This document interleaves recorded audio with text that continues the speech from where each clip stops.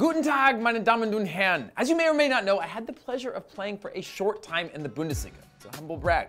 It was an incredible experience. The fans, the culture, the atmospheres, it was my favorite league to play in. And because of that, I've decided to share some of the wonderful things that make the Bundesliga so great. So these are the top 5 reasons that the Bundesliga might be the best league in the world. We start off with something that makes German football truly unique: the incredible matchday experience. If you've never been, a trip to Germany's Ruhr Valley has to be on your football bucket list. There, in the country's industrial heartland, you'll find the electrifying atmosphere of Schalke's Veltins Arena, and 20 miles down the road, Borussia Dortmund's legendary Westfalenstadion. Over 80,000 fans pack into the Westfalen for every single home game, creating an atmosphere so loud that the ground literally shakes. And it's a similar story across most German stadiums, where you can drink cheap beer while cheering on the team in designated standing areas. But the real secret to the amazing German spirit is that the clubs treat their fans like fans, not consumers. Tickets and concessions are deliberately kept cheap. They are by far the cheapest in Europe's top 5 leagues. This means the real working class fans aren't priced out like, say, in the Premier League. In fact, you could buy a ticket for the next Dortmund home game for €16.70. That's about $18. And the average Bundesliga ticket price is just $24. No club in the world can exist without its fans, and in Germany, they are treated with respect. As a result, it's the best supported league in the world, with an average attendance of 42,421 last season. Even the German second division has an average attendance of just over 19,000. That's nearly as much as Serie A managed last year. The next Bundesliga benefit is what you get on the field: the most goals in Europe's top 5 leagues. Last season, there were 866 goals scored across 306 Bundesliga matches, an average of 2.83 goals per game. That's the highest goals per game ratio of any of Europe's top 5 leagues, beating out the 2.7 per game scored in last season's Premier League and the 2.74 per game scored in a league where Barcelona seemed to win 5-0 most weekends. And it's not just the goals that make it entertaining, it's the level of competitiveness. There's a real belief that any team can beat any other. Smaller sides tend not to park the bus against the big boys, and there are comparatively few goalless draws. In my first ever game, we played a new-look Bayern Munich squad away with roster upgrades that included Luca Toni and Ribéry, and they let us try to set a higher pressing line and build out of the back with possession. Okay, we lost 3-0, but at least we tried to compete. To further support my argument, an independent study using data from 32,000 games across 7 leagues found that in 4 of the last 5 seasons, the Bundesliga results were the most unpredictable. And unpredictability is exactly what you want in a quality league, and this year has delivered more of the same. On to number 3, and one of the most compelling reasons for the Bundesliga's success: it has the perfect structure. Firstly, there's only 18 teams,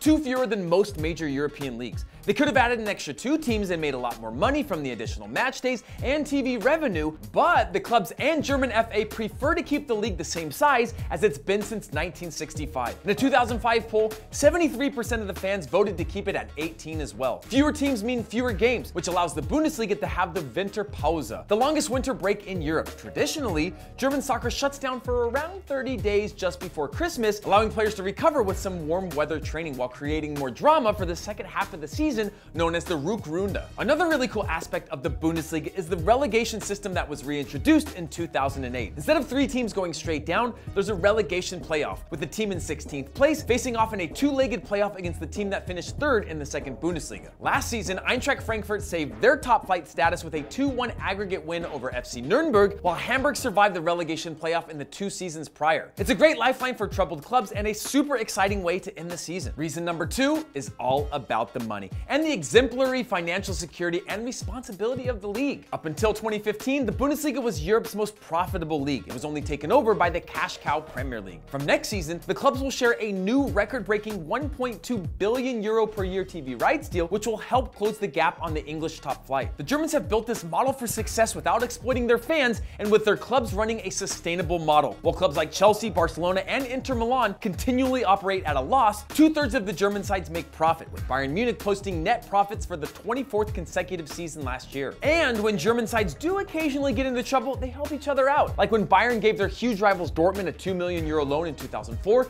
to help them keep their business going. Bayern also did the same for local rivals 1860 Munich and the punk football club St. Pauli. And of the reasons for this responsible financial behavior is the 50+1 golden rule, which stipulates that all clubs must be majority owned by members who are typically ordinary fans. Dortmund, for example, has over 100,000 members, and it costs less than 80 euros a year to be a Bayern member. Those fans get to control the destiny of the club and keep it out of the hands of external investors. Bayer Leverkusen and Wolfsburg get a pass on this rule as they're traditional factory worker teams, and RB Leipzig have been accused of exploiting it by only offering very expensive memberships to Red Bull employees. But once again, this is an example of how Germans do the right things. And our number one reason that the Bundesliga might just be the world's greatest league is the world-class talent it produces. The German national team had a disastrous tournament at Euro 2000, so they immediately set out to overhaul their youth development. The DFB ruled that every club in the top 2 divisions had to have a full youth academy system, and the youngsters who weren't affiliated with a professional club would be scouted by the DFB's huge nationwide talent development program. These changes and a 10-year plan